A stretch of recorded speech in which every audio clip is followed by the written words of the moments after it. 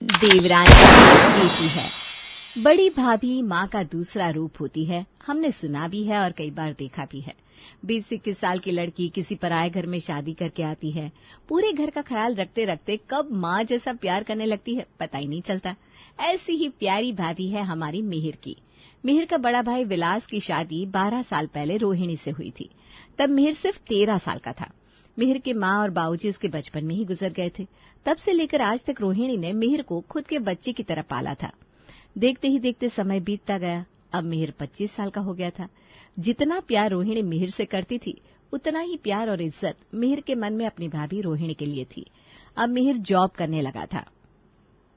Handsome Mihir की एक girlfriend भी थी जिसका नाम था माही, जो दिल्ली में रहती है। एक दिन मिहिर अपनी गर्लफ्रेंड से मिलने दिल्ली गया। माही, अब तो अपने घर वालों से बात करो। मुझे अच्छी जॉब भी लग गई है, मैं सेटल हो गया हूँ अब। शादी इतनी जल्दी? मैं अभी सिर्फ 22 साल की हूँ। अरे तो क्या हुआ, तुम 22 की हो लेकिन मेरी तो उम्र बढ़ती जा रही है। ऐसे बोल रहे हो जैसे कि तुम बूढ़े हो गए हो। शादी के बाद लड़की की लाइफ कॉम्प्लिकेटेड होती है। मतलब सास ससुर बड़ी फैमिली। मुझे तो ससुराल नाम से ही डर लगता है। शायद तुम भूल रही हो, तुम्हारे ससुराल में सास ससुर है ही नहीं, और होते तो भी वो जितना प्यार मुझसे करते हैं उतना ही प्यार तुमसे करते।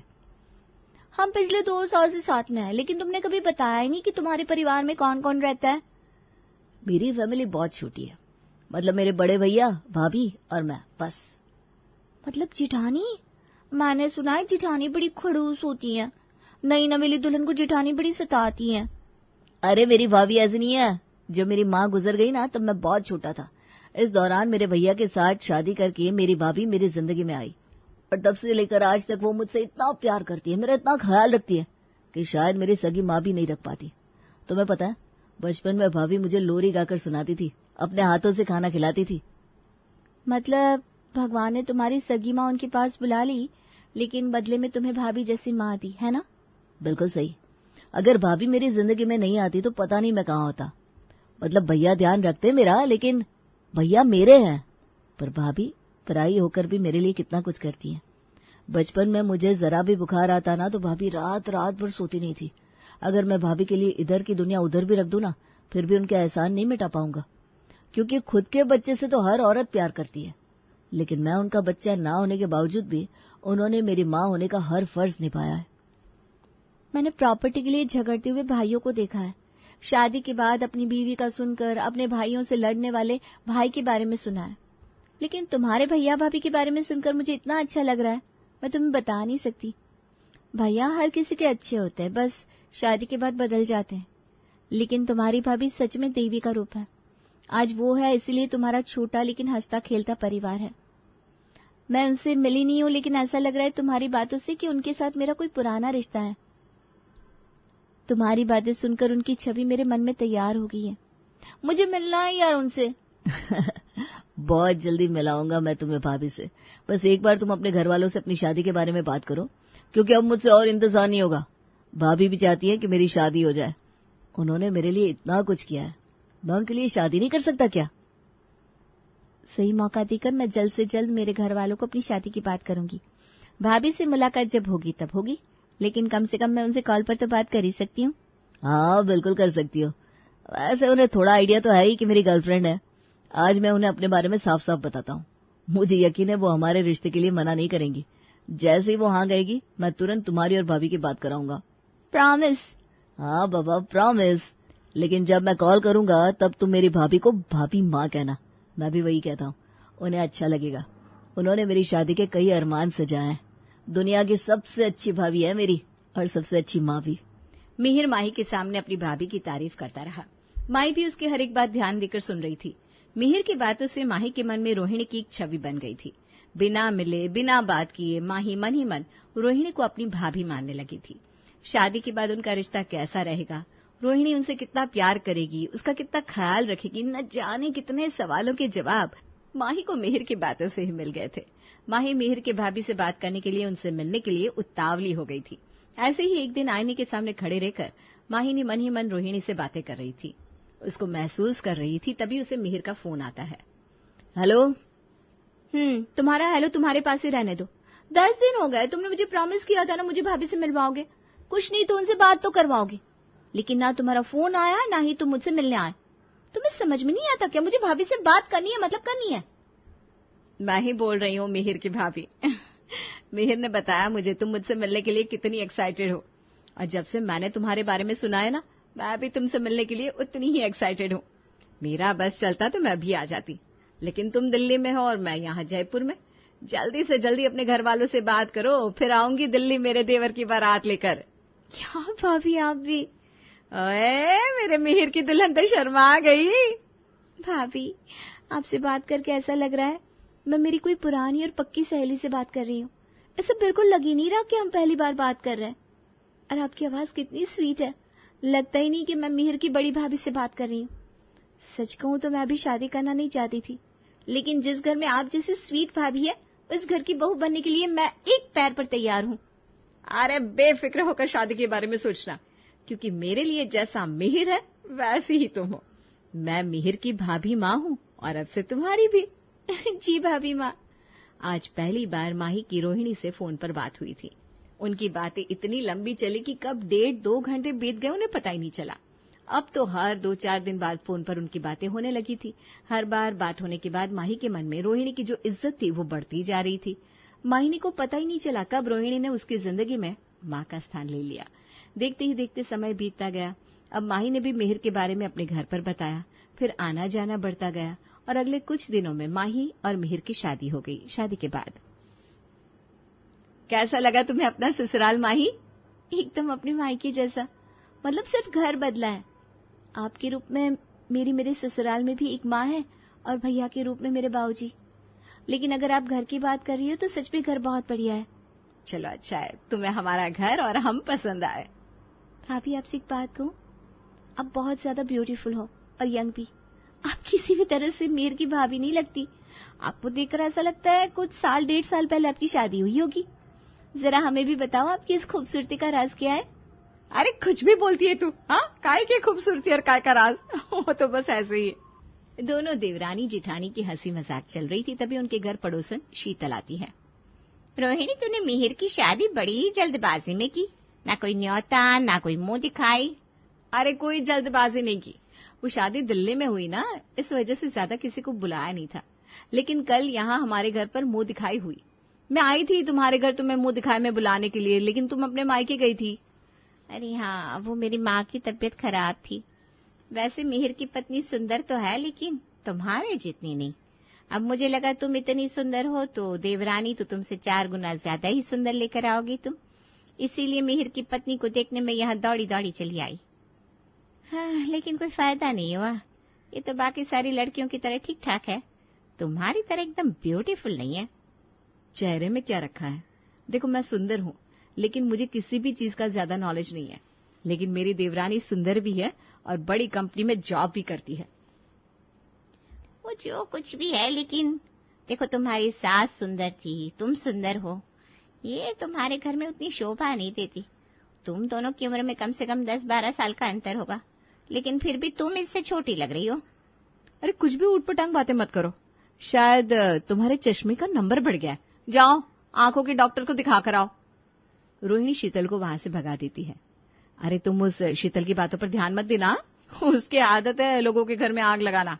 जाओ अपने कमरे में जाकर आराम करो।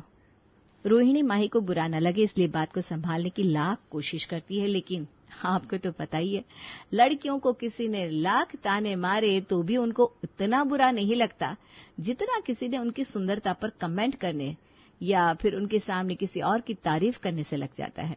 ठीक वैसे ही बुरा लगा था माही को शीतल की बातों का। शीतल की बातों से माही का चेहरा मुरझा गया था। शीतल अपने कमरे में आईने के सामने खड़ी रहकर अपने आप को देख रही थी, तभी उसकी फ्रेंड प्रिया का फोन आता है। हाय माही। हाँ बोलो प्रिया, क्या काम था? क्या हुआ माही, तेरा आवाज इतना सैड क्यों लग रहा है? हमारे जीजू के साथ झगड़ा हुआ है क्या? अरे नहीं, वो बस शादी की थकान। वही बताने के लिए तो मैंने कॉल किया था। क्या शादी हुई है यार तुम्हारी शादी की तारीफ मैंने कितने लोगों के मुंह से सुनी है।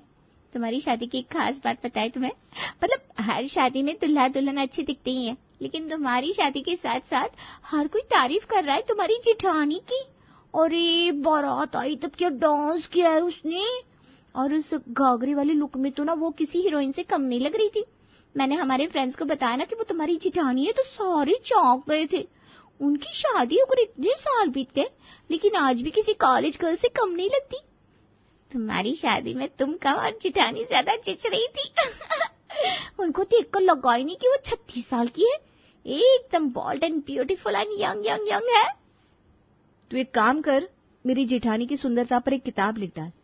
तू मेरी शादी अटेंड करने आई थी या फिर मेरी जिठानी का लुक, घाघरा और ब्यूटी देखने आई थी?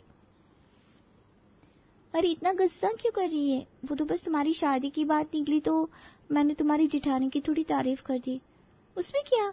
लेकिन वो सच में ब्यूटीफुल है यार। मुझे किसी की तारीफ नहीं सुननी। अगर तुम्हें इतना ही शौक है किसी की तारीफ करने का तो कहीं और जाकर कर, मेरे सामने मत कर। शीतल की बातों से माही पहले से दुखी थी और उसमें प्रिया का कॉल आया। फिर क्या, माही ने अपना पूरा गुस्सा प्रिया पर उतार दिया। ऐसे ही कुछ दिन बीत गए। कोई भी आकर माही के सामने रोहिणी की तारीफ कर देता और माही गुस्सा हो जाती। रोहिणी उसे हर बार समझाने की कोशिश करती थी, लेकिन अपने लुक को लेकर माही इतनी इनसिक्योर हो गई थी कि जब भी रोहिणी उसे समझाने की कोशिश करती, वो रोहिणी को ही 2-4 बातें सुना देती। अच्छे खासे और प्यारे से रिश्ते में जब से ये सुंदरता की बात आई थी, तब से लगातार रोहिणी और माही के रिश्ते में दरार पड़ती गई। अब उनकी बातें कम हो गई थी। साथ में खाना पीना, उठना बैठना सब कुछ बदल गया था। बात बात पर रोहिणी को खरी खोटी सुनाना, उसके साथ बदतमीजी करना, जैसे माही की आदत हो गई थी। लेकिन रोहिणी ने माही के बदलते बर्ताव को या फिर उसकी बातों को कभी दिल पर नहीं लिया। वो हमेशा उसे अपनी बेटी ही समझती रही। एक दिन, माही मैं सोच रहा था कि हम कहीं घूमने चलते हैं। कल हम राजस्थान देखने जाएंगे। तुम्हें याद है मैं जब दिल्ली आया था तो तुमने मुझे पूरी दिल्ली घुमाई थी। अब मेरी बारी है, मैं तुम्हें पूरा राजस्थान घुमाऊंगा। हाँ, मैं भी एक्साइटेड हूँ राजस्थान देखने के लिए। मैंने काफी कुछ सुना है राजस्थान के बारे में। सिर्फ तुम, मैं और ये राजस्थान की गलियां। कल हम बहुत मजे करेंगे। तुम और मैं मतलब? भाभी माँ भी आ रही है साथ में? वैसे तो भैया भी आने वाले थे, लेकिन उन्हें कुछ काम है। मुझे तुम्हारे साथ घूमने में इंटरेस्ट है, भाभी के साथ घूमने में नहीं। अगर भाभी साथ में आ रही है तो मुझे नहीं आना।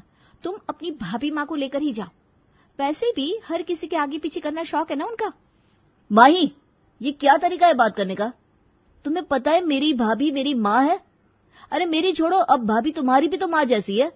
इस घर में शादी करके आने से पहले तुम क्या क्या बातें करती थी? भाभी मेरी सहेली है, भाभी मेरी माँ है, हम ये करेंगे, हम वो करेंगे। पिछले कुछ दिनों से देख रहा हूं मैं, तुम भाभी के साथ लगातार बदतमीजी कर रही हो। मेरी भाभी माँ तुम्हें कुछ कहती नहीं, इसका मतलब यह नहीं कि तुम अपनी मनमानी करोगी। वाह, भाभी मुझे कभी लगा ही नहीं था आपके इस मासूम चेहरे के पीछे इतनी खतरनाक औरत होगी। हमारी शादी होकर 2 महीने नहीं हुए और आपने मिहिर को मेरे खिलाफ भड़काना शुरू कर दिया। और ये देखो भाभी का लाडला आप ही की बोली बोल रहा है, जैसे मैं इसके लिए कुछ हुई नहीं। ये वो माही है ही नहीं जो मुझे दिल्ली में मिली थी, जिससे मैं प्यार करता था। तुम हर वक्त भाभी का अपमान क्यों करती हो? क्या बिगाड़ा है भाभी ने तुम्हारा? जाने दो मिहिर, मत गुस्सा करो उस पर। वो बच्ची है, तुम तो समझदार हो ना, शांत हो जाओ। मेरा बेटा कहकर आपने मिहिर की आंखों पर आपकी झूठे प्यार की पट्टी बांध दी है। लेकिन आपके ये भोलेपन का नाटक मेरे सामने मत करना, मुझे पता है आप कैसी हैं। छोटी सी बात अब झगड़े में बदल गई थी। पहले माही अपनी सुंदरता की रोहिणी की सुंदरता के साथ तुलना कर रही थी। फिर माही को रोहिणी से जलन होने लगी और फिर इस जलन ने उनके प्यारे से रिश्ते को खाक कर दिया। माही को खुद पता नहीं चला कि कब उसकी ये जलन नफरत में बदल गई। माही को अब रोहिणी के प्यार पर भी शक होने लगा था। ऐसे में ही पता चलता है कि माही मां बनने वाली है। घर में खुशियां आने वाली थी, लेकिन माही को रोहिणी के प्रति जो नफरत थी वो दिन ब दिन बढ़ रही थी। हर बार बदतमीजी सहने के बाद भी रोहिणी माही का ख्याल रखती। ऐसे ही एक दिन घर के सभी लोग घर पर थे, तब उनके घर एक आदमी आता है। नमस्ते, मैं पीडब्ल्यूसी कंपनी से आया हूँ, मतलब परफेक्ट वुमेन ऑफ सिटी। पीडब्ल्यूसी ने प्रतियोगिता आयोजित की है जिसमें हमें खोज है इस शहर की परिपूर्ण या फिर सर्वगुण संपन्न महिला की, जिसमें सबसे पहले लुक टेस्ट होगी, नॉलेज टेस्ट और इस तरह के कई सारे टेस्ट होंगे। माही, मुझे यकीन है तुम ही इस प्रतियोगिता की विनर होगी। तुम जैसा परफेक्ट इस शहर में दूसरा कोई हो ही नहीं सकता। मुझे कोई इंटरेस्ट नहीं है ऐसी प्रतियोगिता में। बहन जी, उन्हें कोई इंटरेस्ट नहीं है तो रहने दो, लेकिन आप क्यों हिस्सा नहीं लेते इस प्रतियोगिता में? आप तो इतनी सुंदर हो कि पहला लुक टेस्ट आप आसानी से जीत जाओगी। ये सुंदर है लेकिन परिपूर्ण नहीं। हमारा समाज कितनी भी प्रगति क्यों ना करे, कोई भी औरत आज भी तभी परिपूर्ण समझी जाती है जब वो मां बनती है। और हमारी भाभी की शादी को तो 10-12 साल हो गए, लेकिन आज तक वो माँ नहीं बन पाई। इसका मतलब यही हुआ ना, उनमें कुछ कमी है। माही ने आज बदतमीजी की सारी हदें पार कर दी थी। पिछले कुछ दिनों से मिहिर अपने गुस्से पर कंट्रोल कर रहा था, चुपचाप माही की हरकतें देख रहा था, लेकिन आज नहीं। माही, भगवान ने तुम्हें जुबान दी है, इसका मतलब ये नहीं कि तुम जो मुंह में आएगा वो बोलोगी। मिहिर, जाने दो। नहीं भाभी माँ, आज आप बीच में नहीं बोलोगी, मुझे सच्चाई बताने दो। अगर तुम दिया लेकर भी घर से निकलोगी ना, तब भी तुम्हें भाभी जैसी औरत कहीं और नहीं मिलेगी। क्या कहा तुमने? भाभी में कुछ कमी है, इस वजह से उन्हें बच्चा नहीं हो रहा। अरे भाभी चाहती ना तो आज उनका बच्चा 10-12 साल का होता। खुद के बच्चे में और मुझ में वो अपना प्यार बांटना नहीं चाहती थी। उन्हें लगता था कि अगर उन्हें बच्चा हो गया तो वो मेरी तरफ ठीक से ध्यान नहीं दे पाएगी, इसलिए उन्होंने अपना बच्चा नहीं किया। आज उनका बच्चा नहीं है, उसका कारण मैं हूं, उनमें कोई कमी नहीं है। मिहिर की बातें सुनकर माही की आंखों में आंसू आ जाते हैं। उसे उसके बर्ताव का पछतावा होने लगता है। ये जलन भी अजीब चीज है। मुझे पता है भाभी मुझसे सुंदर है, मैं खुद कई बार उनकी तारीफ कर चुकी हूँ, लेकिन जब लोग आकर मुझ में और उनमें तुलना करते थे तो पता नहीं क्यों मुझे गुस्सा आ जाता था, और मेरी ये जलन कब नफरत में, गुस्से में बदल गई मुझे ही पता नहीं चला। इस जलन के चक्कर में मैंने भाभी के साथ काफी बदतमीजी की है, बुरा बर्ताव किया है। भाभी मुझे माफ कर दो। अरे तुम तो मेरी बेटी हो, मैं तुमसे कभी गुस्सा कर ही नहीं सकती।